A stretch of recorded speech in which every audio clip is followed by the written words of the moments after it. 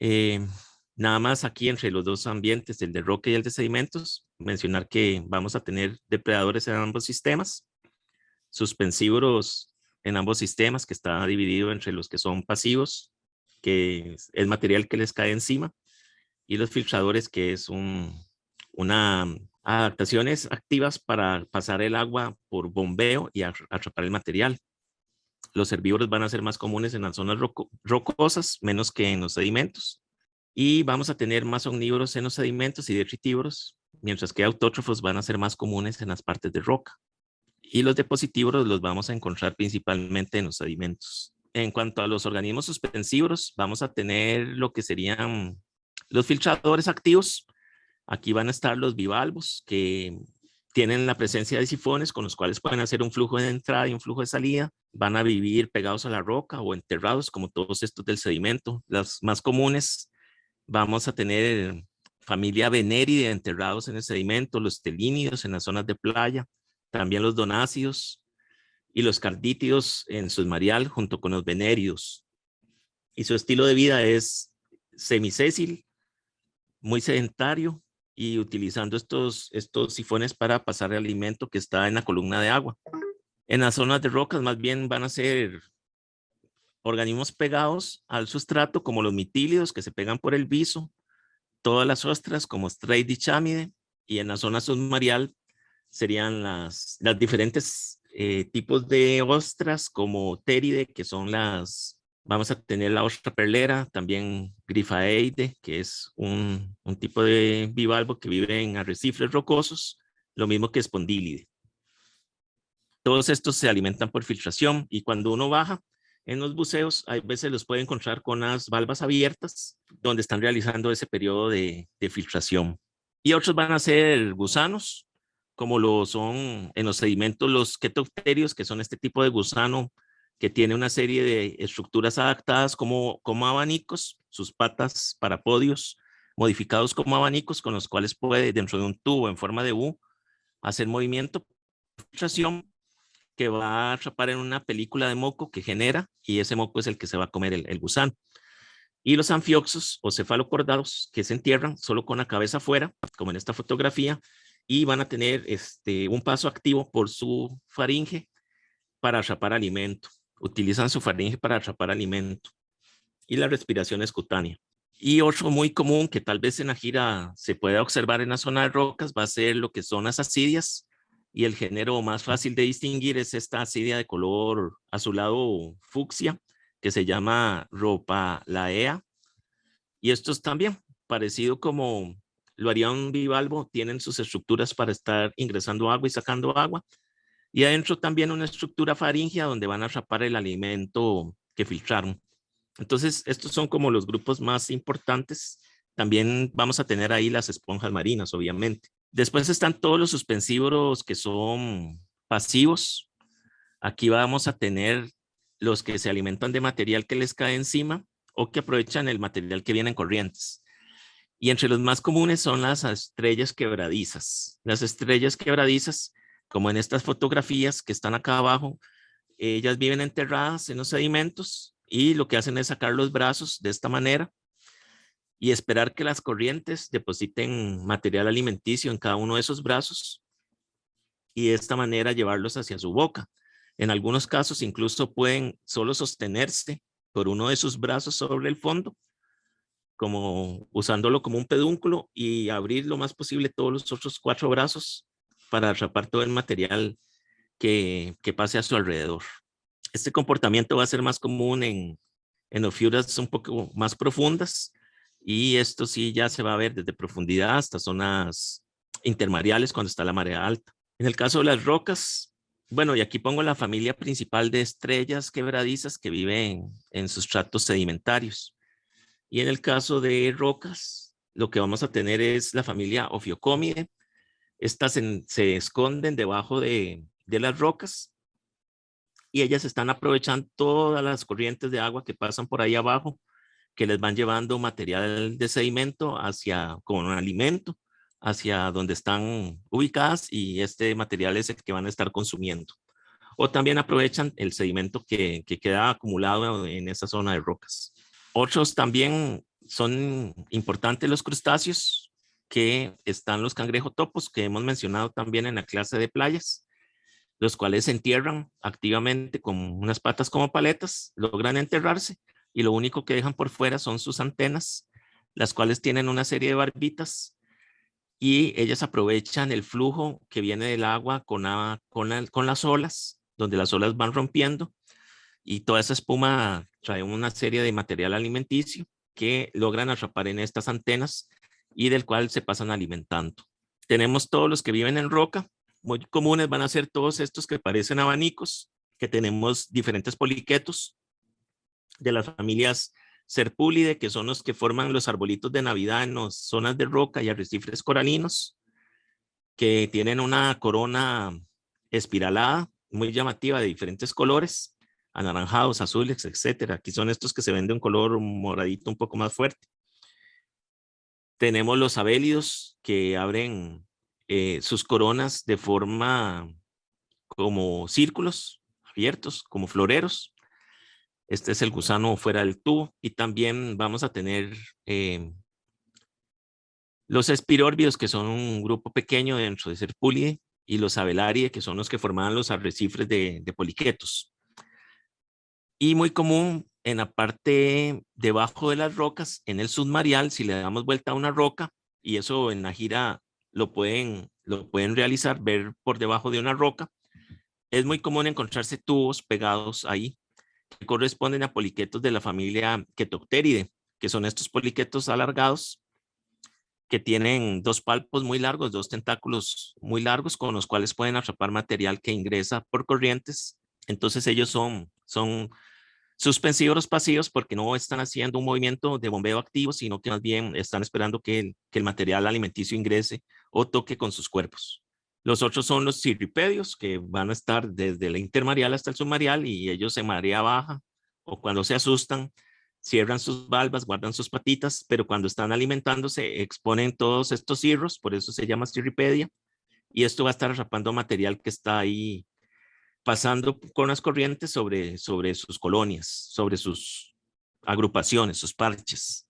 Los depositívoros son principalmente gusanos que se entierran, pero en los que son superficiales mantienen la cabeza por afuera del sedimento y tienen una serie de tentáculos y palpos con los cuales pueden recoger el material que está sobre el fondo, como en este anfarrétido que sale del tubo, recoge con todos esos palpos todo el sedimento que cayó a la par de su tubo. Estos palpos tienen canales que logran llevar el sedimento hacia su boca y obtienen de ahí el alimento, la materia orgánica. Incluso algunos pueden medir el tamaño del sedimento con los palpos y escoger qué granos se van a llevar a la boca. Entonces pueden determinar si el grano es adecuado para consumirlo o no. Si es un grano muy grande, puede ser que lo desechen porque no les va a entrar en la boca. Entonces pueden incluso seleccionar.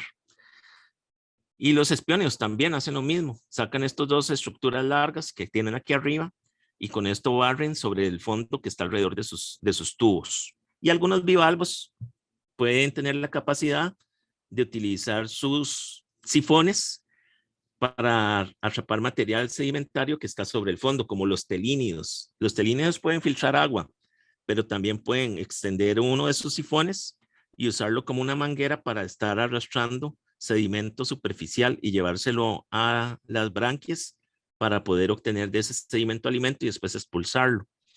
Solo que lo pueden hacer en sedimentos muy limpios, porque si fuera barro, se les haría una oclusión de las branquias. Pero sí tienen la capacidad de alimentarse también de sedimento. Y después están los protobranquia, que son bivalvos que tienen palpos. Todavía son bivalvos que tienen una alimentación más basal, donde pueden llevarse sedimento a la boca para alimentarse. Y esto es la filtración, la usan solo para respirar, no para alimentarse en protobranquia.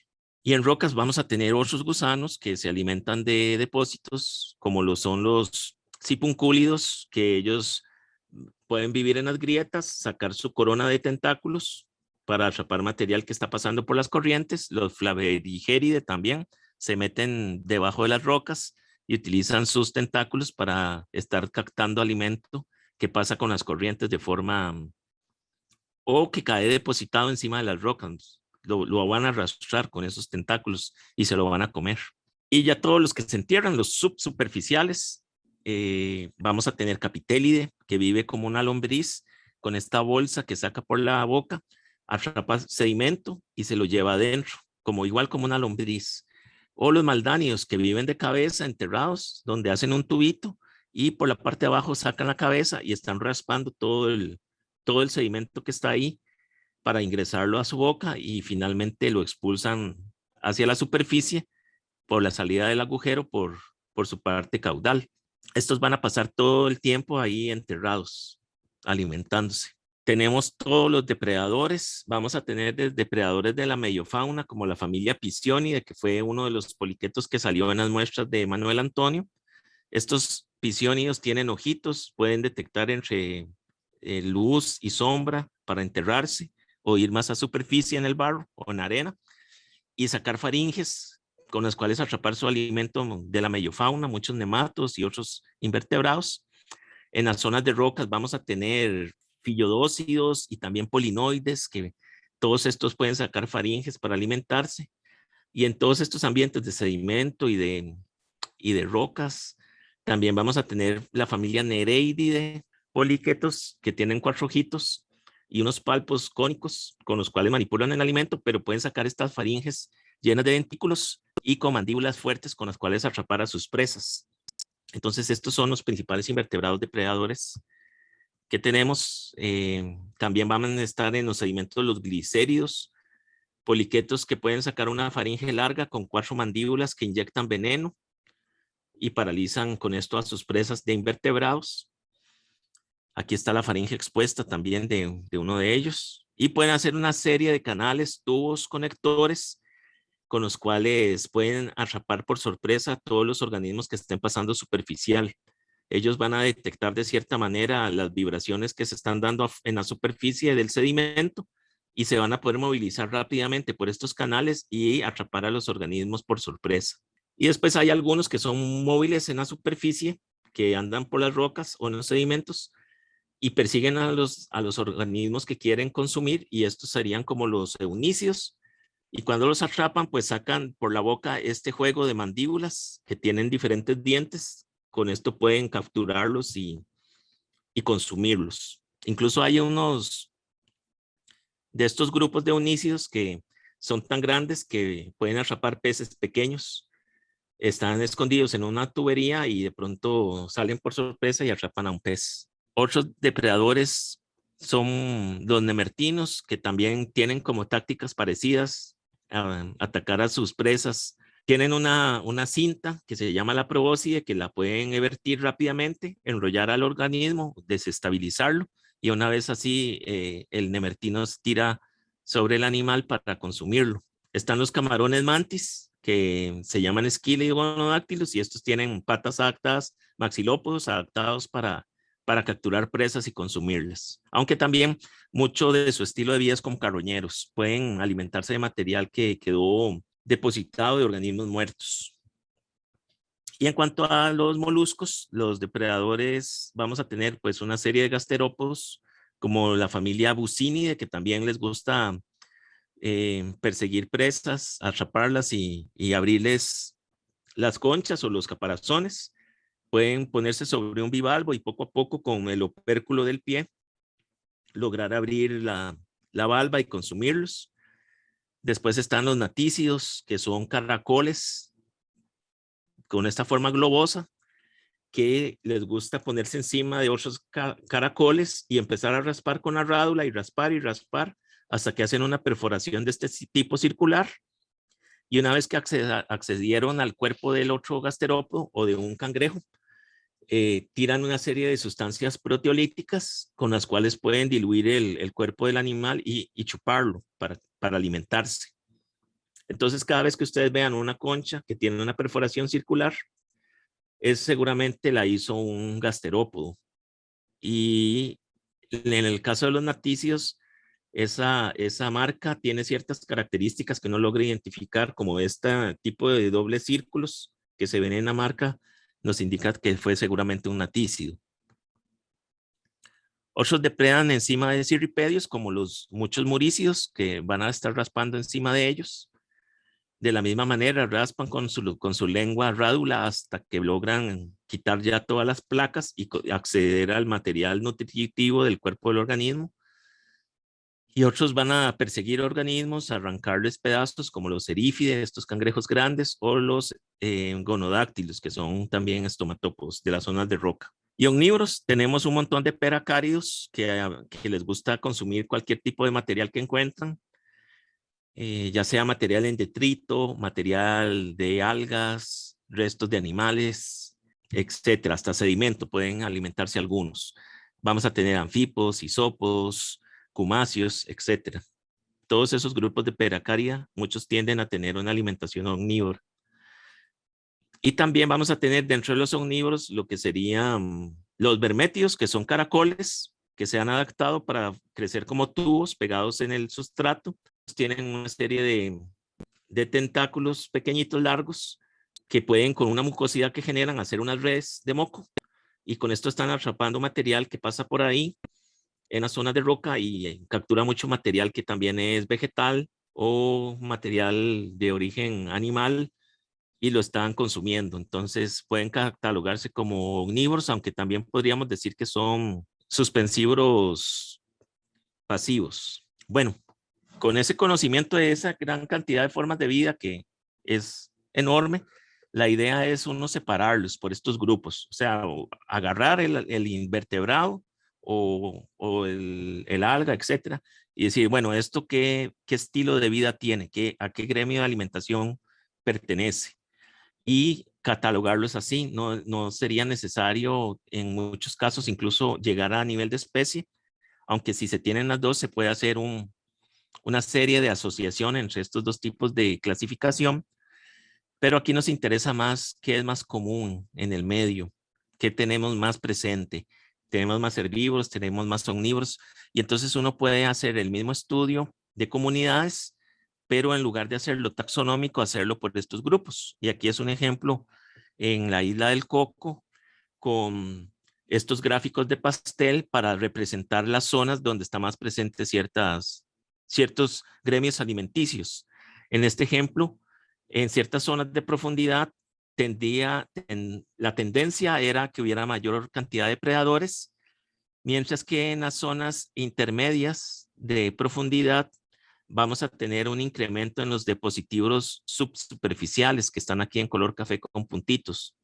Y en algunas zonas se incrementaba la presencia de los suspensívoros. En este caso era muy cerca de las zonas de arrecife coralino, donde la cantidad de suspensívoros se aumentaba.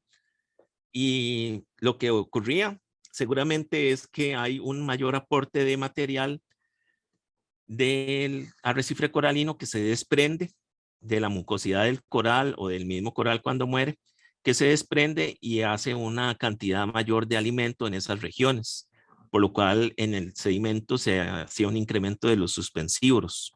También ocurría con algunos filtradores, mientras que en las zonas más profundas ya no había tanto alimento en suspensión, las corrientes lavaban más ese sedimento, es un sedimento más arenoso y ahí lo que predominaba era más que todo invertebrados depredadores. Entonces, esto nos ayuda a entender un poco más cómo funciona el sistema, muchas veces mejor que la parte taxonómica, que son nombres y puede quedar un poco más abstracto a menos de que uno conozca bastante bien la biología de cada grupo.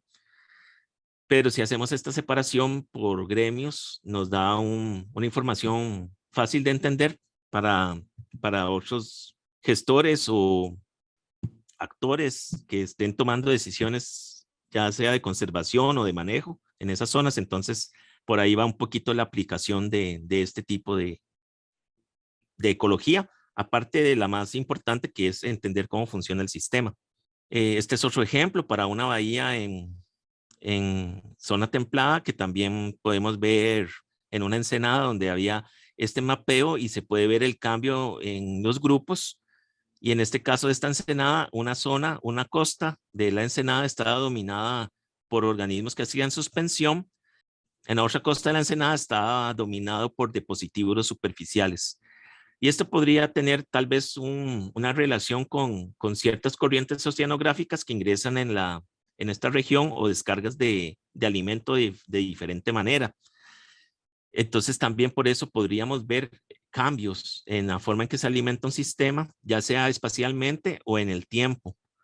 En Costa Rica, un ejemplo sería en la zona del Golfo de Papagayo, donde en la época de afloramiento uno esperaría una mayor cantidad de filtradores debido a la cantidad alta de fitoplancton y zooplancton que se está generando y que va a ser material alimenticio en la columna del agua. Y durante esa época de afloramiento uno esperaría dominancia de filtradores superficiales, y con el paso a la época de no afloramiento, cuando se acaba la producción en la columna de agua de forma tan intensa, uno esperaría un cambio hacia organismos que se alimenten más de depósito enterrado, debido a que sería el material que quedó acumulado del afloramiento, y una caída en lo que serían los filtradores. Entonces uno puede estudiar ese tipo de funcionamiento. Ahí ya pasaríamos en la parte que son los experimentos que también se pueden hacer, muchos en zonas de rocosas o de sedimento, y una forma es agarrar toda una zona rocosa. Un ejemplo, si yo quiero estudiar un efecto en la cadena trófica, podría irme a una zona rocosa y remover todos los herbívoros, remover todos los moluscos que yo encuentre en esa zona rocosa para ver cómo cambia con el tiempo la comunidad de algas. Eso fue como lo que hizo Carlos Villalobos en la zona de Tambor, en la zona de Montezuma, donde él agarró una parte de la zona rocosa. Lo que hizo fue introducir un molusco herbívoro en esa zona rocosa para ver cómo afectaba las comunidades de algas. Pero otro caso podría ser eso, más bien removerlos. Y uno con el tiempo hacer monitoreos y ver cómo ante la ausencia o la presencia del herbívoro puede cambiar la composición de algas presentes. Este es más difícil de controlar porque pueden los organismos movilizarse, escapar de la zona de estudio, o bien llegar otros que no estaban contemplados porque está abierto. Y para evitar eso se hacen experimentos con cajas donde se puede hacer una separación de la zona. Por ejemplo, aquí es cuando ya removieron una caja y se ve el efecto que tuvo la presencia de esa caja para evitar que entraran herbívoros, y se ve el crecimiento que hubo de algas en comparación con el resto de la roca donde no estaba puesta la caja, y se puede hacer ese tipo de estudios. Otro de la adición de nutrientes, se puede ir en la marea baja y adicionarle nutrientes a la zona de algas o a la zona de sedimento, cambiar el sedimento que estaba tal vez con menos materia orgánica por un sedimento con más materia orgánica y ver cómo es colonizado. Entonces hay ciertos estudios que uno puede manipular el sistema para ver cierta respuesta que a uno le tenga interés. Los experimentos con cajas muchas veces se puede usar eh, en lugar de un encierro con una malla, se podría usar una barrera química en la zona rocosa, que principalmente es pintura de cobre o sustancias pegajosas que nos evite que ingresen los herbívoros a una región o evitar que escapen del área experimental.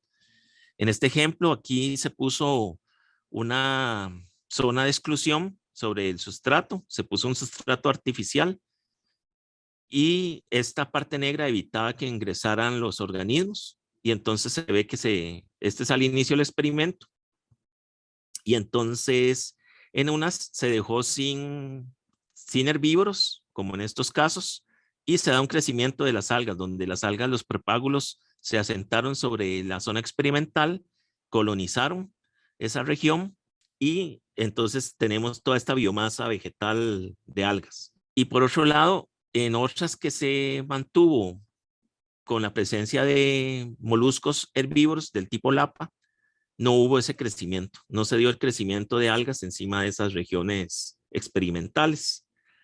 Y aquí básicamente lo que usaban eran dos formas diferentes de excluirlos con el material diferente que utilizaron. Pero lo importante es eso, ver ese efecto.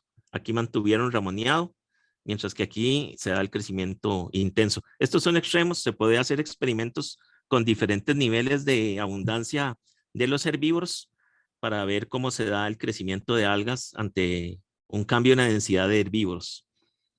Y otros son los experimentos naturales, que es llegar a la zona rocosa y medir lo que está ahí. Y un ejemplo puede ser con la medición del tamaño de las conchas. Se pone cuadrantes, se cuenta la cantidad de conchas de herbívoros que están presentes en el cuadrante y se mide su longitud. Y en muchos casos lo que se ha visto es que conforme aumenta la cantidad de la población de herbívoros en una región, decrece el tamaño de la concha de los organismos. Debido a que van compensando. Ellos, al sentir que hay una mayor densidad de su población, no logran llegar a un tamaño mayor de tamaño porque también están compitiendo intraespecíficamente por ese alimento y entonces se da un crecimiento más lento, pero al mismo tiempo logra que se den más organismos por metro cuadrado. Mientras que cuando la densidad es más baja, los animales logran crecer hasta un tamaño de concha mucho mayor. Y está todos los experimentos con acuarios, que es llevarse los organismos a un acuario, ponerlos en una pecera, hacer factores, hacer experimentos de dieta, ponerlos en un ambiente donde se tiene, por ejemplo, acá se hacía un experimento donde el 50% del alga al inicio del experimento era alga que son las que crecen como películas y el otro 50% era alga del tipo foliosa. Y entonces se pone a ver cómo va a ser ese crecimiento de algas presentando dentro de la pecera un cangrejo o en peceras donde no estaba un cangrejo. Y entonces se puede ver cómo cambia. Cuando estaba ausente el cangrejo, en este experimento, la cantidad de algas incrustantes decayó, fue menos. Mientras cuando estaba presente el cangrejo, la cantidad de algas incrustantes se incrementó. Y eso es porque tiene un efecto. Por ejemplo, cuando el cangrejo estaba presente, va a comer sobre las algas foliosas, algas más erectas, de estructura tridimensional, las va a remover, entonces va a hacer una decaída en estas algas y eso va a ir dejando espacio para que crezcan las algas que tienen un crecimiento incrustante. Entonces podemos ver efectos diferentes en el comportamiento de las algas dependiendo si hay la presencia o no de un herbívoro y esto se puede incluso modelar dentro de un acuario. Otros experimentos también que se pueden hacer para estudiar alimentación es haciendo simulaciones en el campo de densidades de diferentes moluscos o tamaños de los moluscos. Este es un trabajo que se hizo en el Golfo de Nicoya, en la zona de manglares, donde hay unos peces que ellos logran consumir las litorinas que crecen sobre las raíces.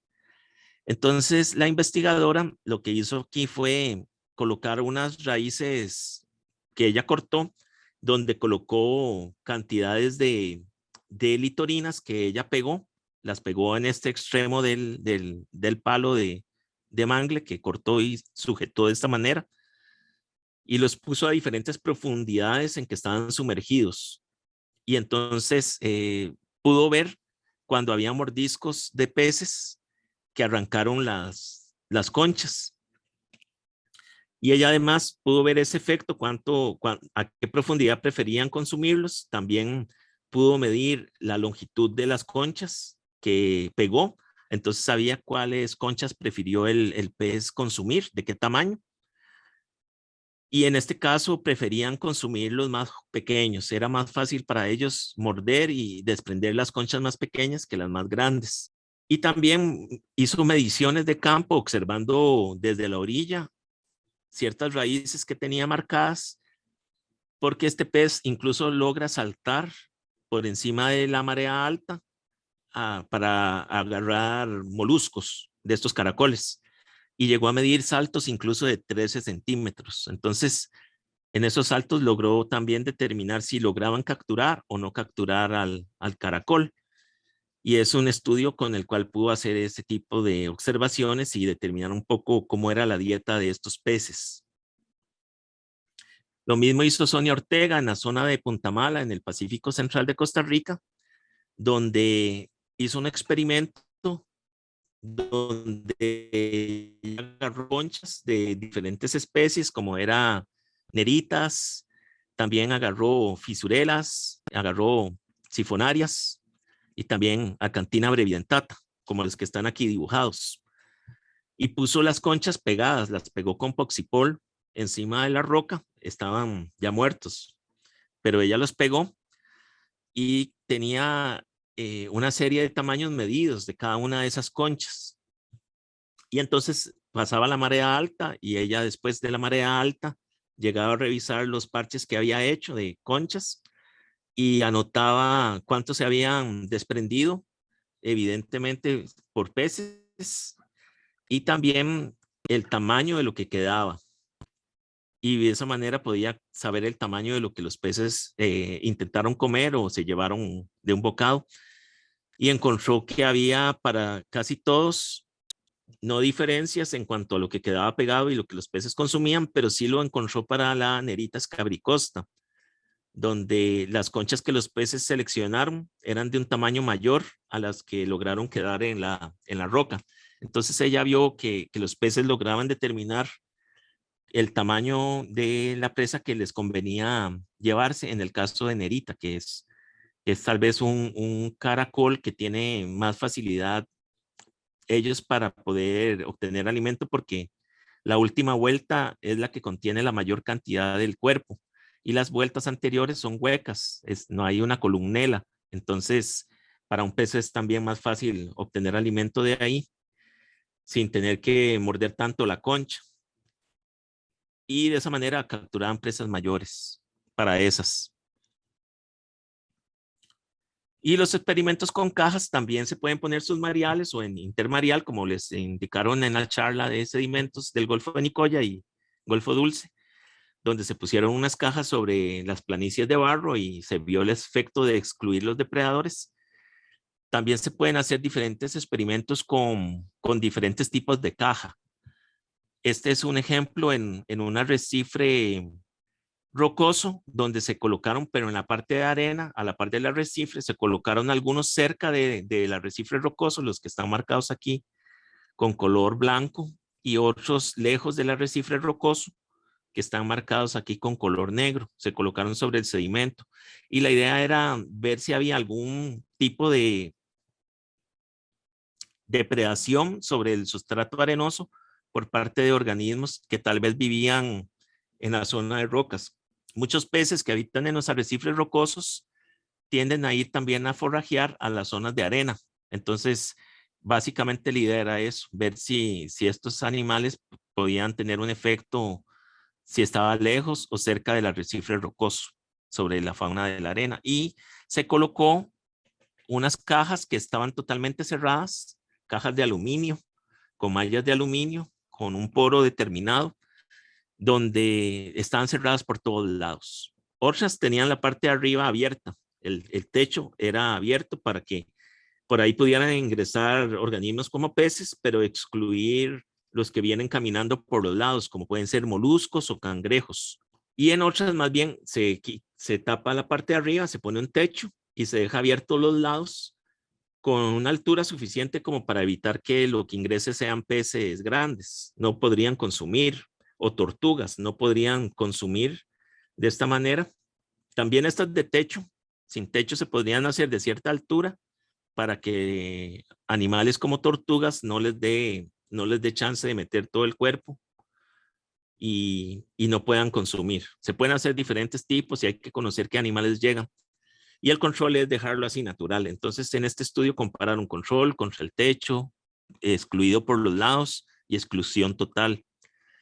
Y encontraron, sí, que había diferencias entre lo que estaba cerca del arrecife rocoso y lo que estaba lejos. Cambiaba la comunidad en todas las cajas, incluso en los controles. pero también vieron efectos de excluir los diferentes tipos, dependiendo si era una exclusión de los que venían por los lados o los que venían por arriba.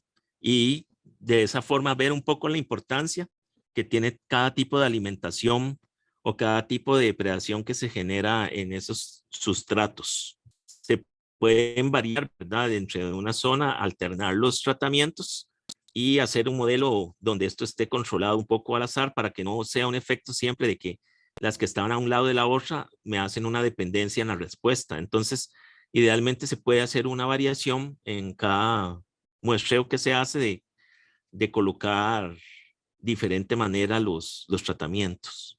En zonas de roca también se ha hecho, en zonas intermareales, se ha colocado encima de la roca, y esto lo hicieron en Galápagos, un experimento con jaulas.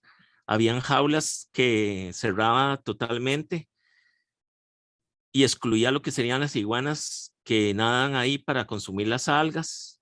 También excluía los cangrejos Grapsus grapsus y excluía peces. Y se podía medir el crecimiento. En estos casos donde estaba todo cerrado, se veía un incremento de vulva, una alga verde foliosa que está aquí, lo que está consumiendo aquí esta iguana. Y entonces se ve ese crecimiento exagerado de vulva en ciertas épocas del año. En otras épocas del año había un decrecimiento natural, a pesar de estar todo protegido debido a efectos del niño y de la niña. Pero la exclusión siempre mantuvo una cobertura mucho más grande de el alga vulva que en los otros tratamientos. Cuando se abría por debajo, podían tener acceso los cangrejos y otros depredadores, herbívoros pequeños, pero no podían consumir ahí las iguanas ni los peces, no les daba oportunidad. Y entonces aquí también había una cantidad de vulva mayor, pero no tanto como en la exclusión total. Y seguido a eso, más abajito, ya estaba cuando se excluía los herbívoros que ingresaban por los lados, pero solo se dejaba el techo abierto, y esto no va a permitir la entrada de las iguanas. La cabeza, vean en esta fotografía que ellas se tienen que sostener a la roca para ir mordiendo con la cabeza, y es porque hay corrientes y entonces ellas necesitan agarrarse a la roca. Con esta caja que tenía el techo abierto, aún así ellas no lograban poder meter la cabeza y comer porque era muy incómodo. Y entonces aquí solo podrían ingresar algunos cangrejos grandes de Grapsus que lograran sobrepasar la valla, y también peces. Y ahí la cantidad de algas ya era menor. Los peces tenían un efecto importante en remoción de las algas. Y en estas que solo estaba un techo superficial, que no era un techo con media pared, aquí podían ingresar todas porque las iguanas podían entrar la cabeza por debajo del techo, igual que peces pequeños o cangrejos entrar. Y entonces aquí podían ingresar todas aparentemente, y se vio también un efecto menor de crecimiento de vulva, y en el control estaba pues más abajo porque no había ningún tipo de barrera que afectara a la remoción de algas, y era donde había menor cobertura.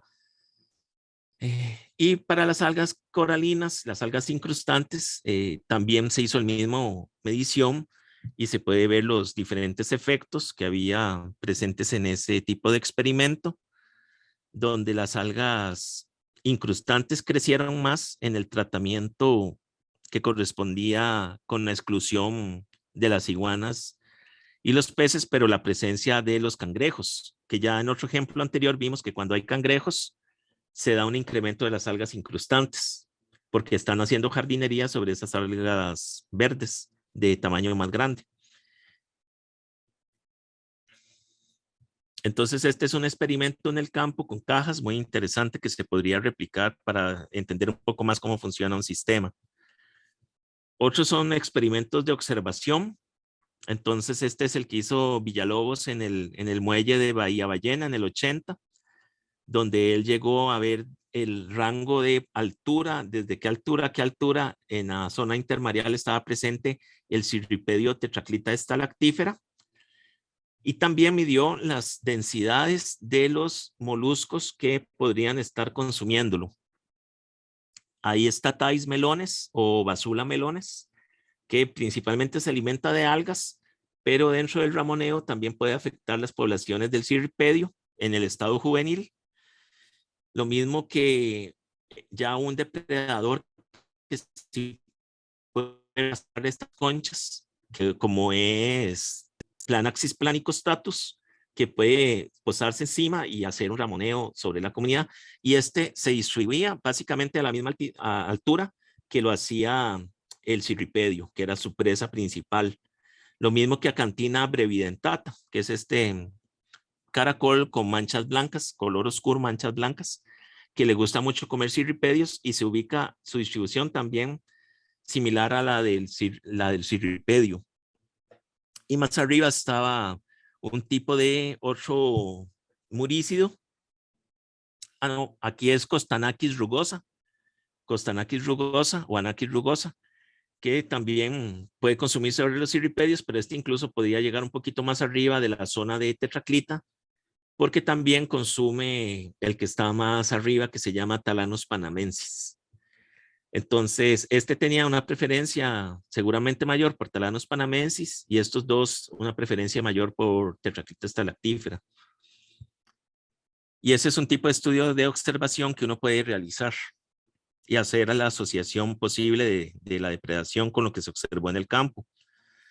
Otras son vistas directas que se hace de la depredación en el campo. Y esto fue lo que hizo Payne. Payne es un investigador muy famoso que estudió las cadenas tróficas en los ambientes costeros alrededor de América. Y entonces aquí en Mata de Limón, él fue a la zona rocosa de Mata de Limón e hizo estas observaciones de qué comía a qué y la tasa en que lo comía.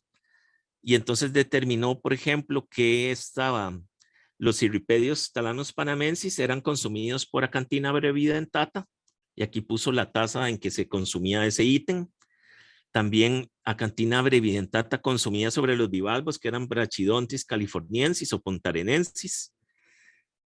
Y después también tenía el consumo de Thais visceralis, que es otro murícido que habita ahí, consumiendo sobre los cirripedios. No le gustaba tanto consumir los cirripedios como si lo hacía Acanthina brevidentata, y prefería más consumir sobre los parches de brachidontes en una mayor cantidad como de lo que hacía Acanthina brevidentata.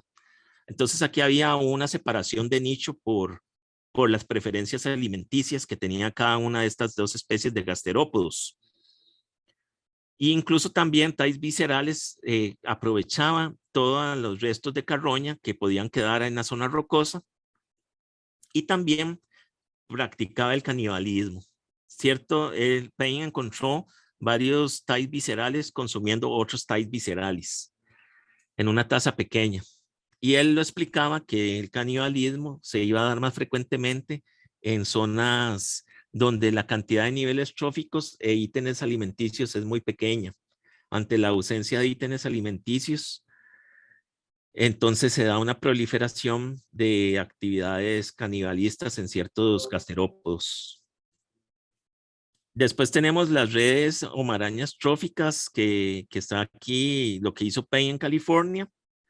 Y aquí podemos ver que este sistema tenía muchos más tipos de presas y entonces permitía diferentes niveles. Los herbívoros o los suspensívoros estaban en la parte basal, donde vamos a tener poliplacóforos como herbívoros, cirripedios como suspensívoros, bivalvos como suspensívoros, algunos columbélidos como herbívoros también, etcétera. Y después teníamos el nivel de los depredadores, donde vamos a tener muchos tipos de murícidos consumiendo a estos otros organismos. Otros más arriba de murícide también como depredadores un poquito con nivel trófico superior, incluso consumiendo a los otros depredadores en algunos casos.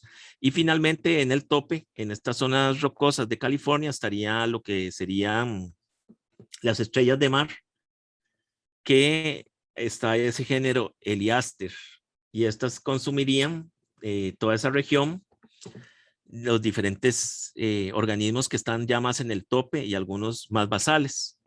Entonces, esta estrella controla el sistema y mantiene las poblaciones de los otros organismos en ciertos niveles, y cuando se hace una estrella, se altera la forma en que el sistema funciona y se da una desestabilización.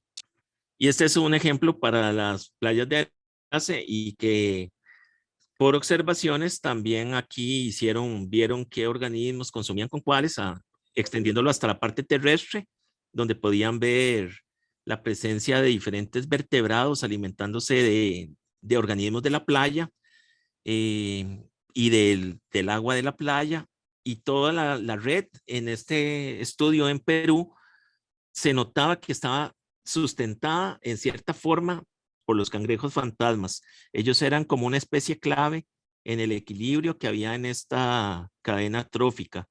Por lo tanto, esto nos deja la importancia de que si se eliminara ese cangrejo en playas, nos va a afectar, nos va a desestabilizar tanto la red trófica hacia la parte terrestre como la red trófica hacia la parte marina. Y si hemos recordado de la práctica que hicimos en Manuel Antonio, los cangrejos podrían ser excluidos por actividad turística o ingreso de vehículos que puede afectar esas poblaciones. Entonces, cambios tan pequeñitos como que desaparezca un cangrejo podría ser el detonante para hacer cambios mayores en las cadenas tróficas y que ya no funcionen de la forma natural en que lo harían. Es por eso importante ese tipo de estudios. Se puede conocer esas afectaciones. Y eso nos lleva al modelado, no solo observacional, sino cuando ya tenemos datos de la biomasa de los organismos. Nosotros podemos ir a agarrar los organismos de una muestra, pesarlos en fresco, pesar el peso que tienen en húmedo, y con eso hacer un tipo de modelo. Pero también se pueden estos organismos secar a 60 grados centígrados y pesar esa masa como peso seco, o llevarlos incluso a calcinar para medirlo como cenizas, cuánto se perdió de estos organismos como materia orgánica al calcinarlos, y con ese peso de materia orgánica hacer modelos. Entonces estos son modelos que se hacen en un programa PAC donde se ingresan datos de biomasa de estos que acabo de mencionar, por lo general biomasa en peso seco, y con esos datos se puede crear una red donde el modelo nos explica con estas cajas el tamaño del compartimiento. Por ejemplo, acá tenemos una estimación de la biomasa de los manglares para el Golfo de Nicoya, la biomasa que tenemos en el fitoplancton, el fitobentos, que son las diatomeas. Tenemos el zooplancton, el epibentos, los pequeños pelágicos, pequeños peces, el endobentos, que son los que vienen enterrados, los camarones, etcétera, hasta ir subiendo por los diferentes grupos hasta tener arriba las rayas y los tiburones. Y entonces con esas estimaciones, por ejemplo, en el caso de los peces, se puede hacer por mediciones, y ya hay tablas donde uno puede obtener, debido a la medición de los peces, puede obtener la biomasa que estos tienen, y en los otros sí habría que pesarlos. Pero entonces se meten todos esos datos en una matriz y se le da a correr, se le da cierta guía de qué animales consumen más o menos qué, y con esto nos genera este entramado, que aquí lo que tenemos son las flechas, nos indica el flujo hacia los detritos. Por ejemplo, en esta caja de los camarones, cuánto de los camarones que no es consumido se estima va para el detritos, o si no la exportación, que es la que va a ir hacia otro nivel, o la captura por pesca, como acá está en el caso de los camarones. Cuando había pesca de arrastre, se estimó la captura por pesca que había. Lo mismo para los diferentes organismos que se capturaban por pesca, y nos conecta al sistema, y con eso esto logra capturar el compartimento de los detritos. ¿Qué más? Nos ubica por niveles tróficos los organismos del nivel. Aquí determinó que para el Golfo de Nicoya había 4 niveles tróficos, pero al mismo tiempo los separó en esta pirámide de flujo, llegando hasta ser 8 de consumo. Y aquí lo importante es que el peso en toneladas, abajo está la base, que es los autótrofos.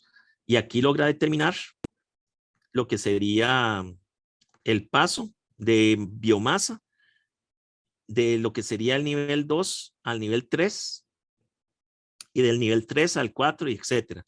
Y para la parte alta de la cadena alimenticia en el Golfo de Nicoya, solo hay un flujo del 4% de toda la biomasa que está más abajo. Y entonces aquí tenemos el paso mayor, es el de los herbívoros hacia el nivel de los autótrofos hacia los herbívoros, es donde hay el paso mayor. Entonces está muy sustentado por la producción primaria, el Golfo de Nicoya. Es un control desde abajo hacia arriba. Y entonces acá vemos alguna terminología asociada a esa pirámide que se calcula. Estos son como flujos de alimento en el sistema que se calcula como flujos totales. Y sería la suma de estos componentes, de los componentes de flujo que hay en la parte arriba del sistema. Todo lo que es consumo, exportación al detritos y la respiración. Y con esto se pueden generar ya pues los diagramas típicos que uno ve de pirámide trófica, cómo eso va cambiando. Y aquí nos dice más o menos que el paso es de un 10% entre niveles. El paso de un nivel al otro es más o menos un 10% y va a rondar entre un 6 a un 20%. El promedio es 10%. Y aquí hay un ejemplo para mantener una orca. Nos pone la cantidad de alimento que tiene que haber en las cadenas en los niveles más bajos para poder alimentar a una sola orca. Entonces aquí llega a ser 10,000 veces la masa de esa ballena, lo que tenemos que tener de fitoplancton. ¿Y cómo se puede medir la pesca extractiva por personas? Entonces uno puede también ver el efecto que ha tenido sobre las cadenas. Este es el mismo ejemplo para el Golfo Dulce. Aquí vean que los pasos son diferentes. Hay un reparto diferente de donde se acumula la biomasa, siendo más presente todavía acá en estos niveles que en el otro golfo.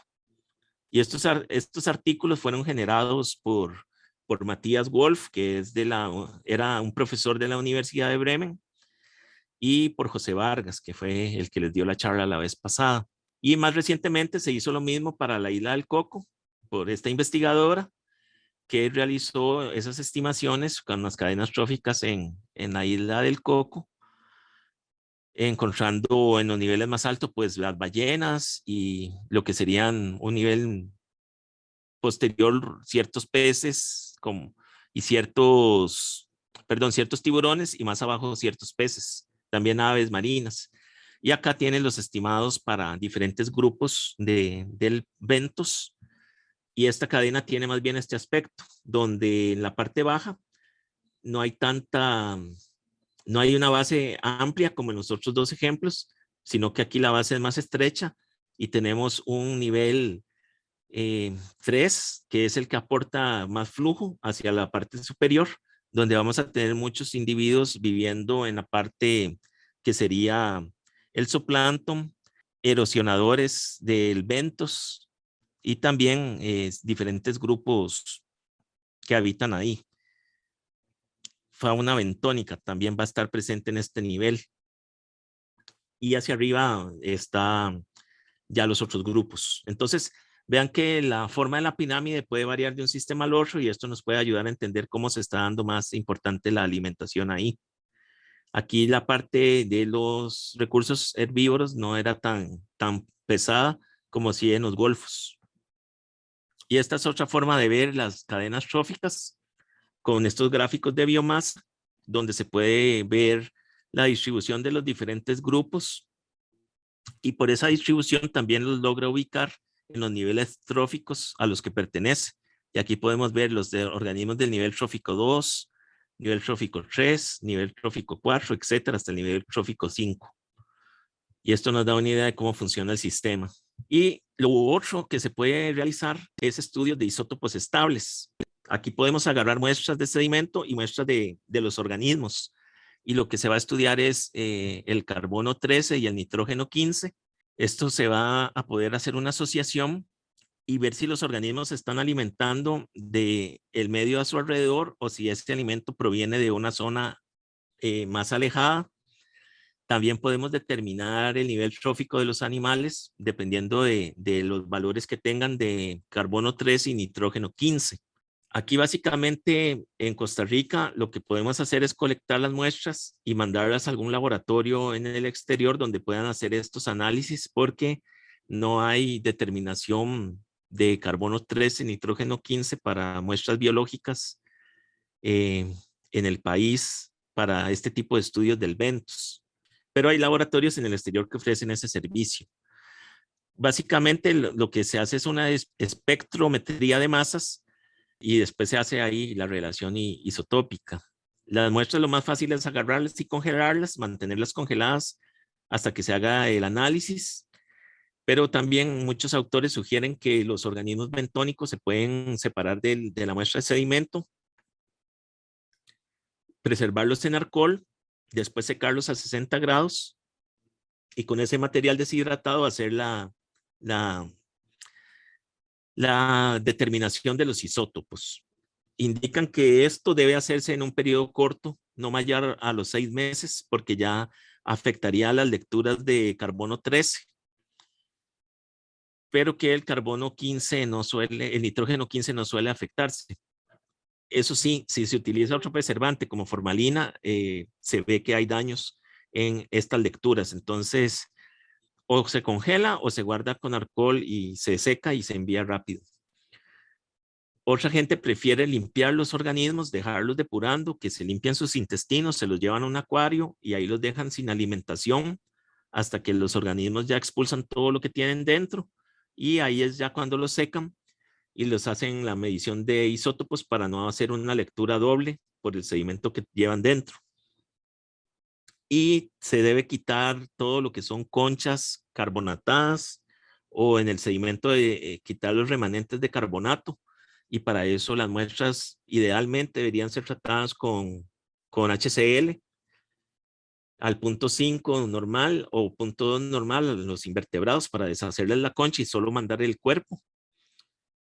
Y de esta manera se logra quitar esos exoesqueletos, ciquetas y etcétera. Y hacer una lectura solo de tejido. Para eso ya después se emplean unas fórmulas donde nos calcula el delta y básicamente lo que hace es relacionar la relación natural o estándar que se tome de una muestra como base de carbono 13, carbono 12 o la otra que es nitrógeno 15, nitrógeno 14 y entonces tenemos el estándar y el de nuestra muestra. Y conforme los organismos suben por nivel trófico, se ve que hay un incremento de 0.6 a 1% para el carbono 13 y de un 3 a un 4% en los valores de nitrógeno 15.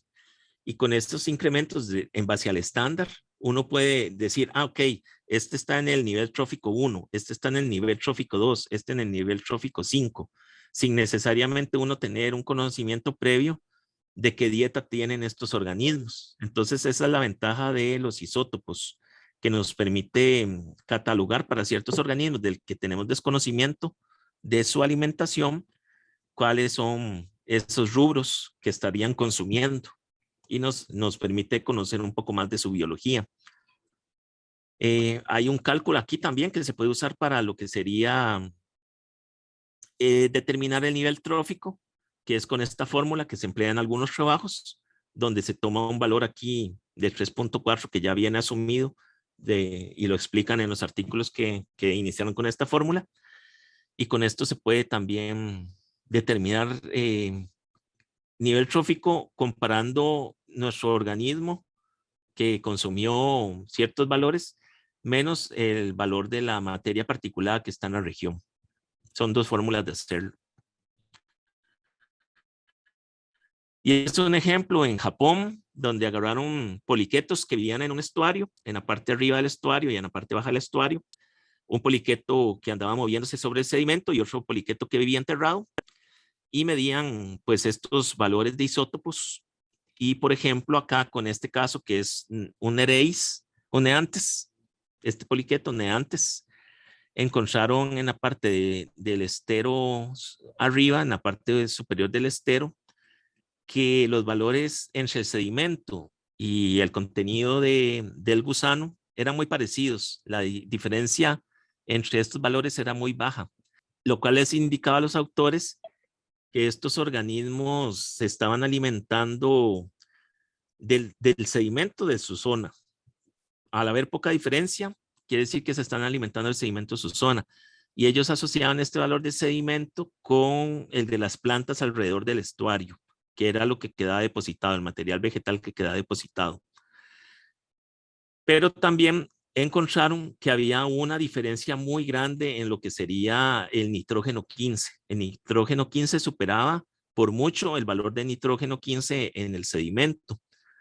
Y esto indicaba que había un paso adicional de obtención del nitrógeno aparte del que puede venir del sedimento.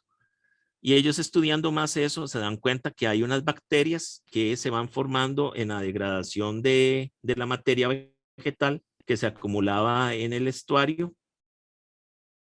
Y de esta manera estos gusanos estaban obteniendo nutrientes ricos en nitrógeno a partir de esas bacterias. Por eso, en cuanto al nitrógeno, tenían un nivel trófico superior que lo que marcaba el carbono 13. Entonces, lograron conocer más sobre la dieta. Y para el estero bajo, más bien, el valor de lo que consumían antes era más bajo que el valor que estaba en el sedimento. Y aquí se dieron cuenta que entonces consumía principalmente fitoplancton. Esta diferencia les indicó que el consumo en el estero bajo era mayormente aporte por fitoplancton y un menor aporte por el material vegetal de tierra que quedaba depositado en arena. Y para el otro gusano, Notomastus, encontraron una diferencia grande en el carbono 13 que ellos asociaron también con sustancias diluidas del agua intersticial, el carbono orgánico lábil que se le llama, que era el que estaban obteniendo estos gusanos para alimentarse principalmente. Y también el efecto que se mencionó en el nitrógeno se debía al crecimiento de algas, de bacterias en la degradación de material vegetal que estaba en ese sedimento. Entonces, esto fue características que lograron encontrar de esto. Esta indicación es interesante porque estos gusanos que tradicionalmente se conocen como depositívoros estaban obteniendo un mayor beneficio del agua intersticial y no tanto de la materia orgánica del sedimento. Y esto lo pudieron reconocer gracias a este estudio de isótopos estables que realizaron. Este es otro ejemplo en la zona del Indo-Pacífico, donde se tomó, por ejemplo, bivalvos del manglar, cangrejos del manglar, moluscos del manglar, y también se hizo la medición para lo que era manglar y algas, y entonces se logra determinar, por ejemplo, esta es la medición de isótopo 13 para el alga que crece encima de las raíces del manglar, y esta es la medición para el manglar, las hojas del manglar. Y aquí se puede ver cómo quedan las mediciones para los diferentes organismos y se puede determinar que los bivalvos estaban consumiendo detritos provenientes de la degradación de las algas del manglar, lo mismo que unos cangrejos uca que estaban obteniendo su alimento directamente de estas algas de las raíces, seguramente por ramoneo, mientras que un gasterópodo consumía a lo largo de todos los dos sistemas, tanto las hojas del manglar como en las raíces con algas. Y este cangrejo también tenía consumo de hojas del manglar y cierto consumo de las algas. Y con eso podían ver los nichos que ocupaba cada especie en el sistema.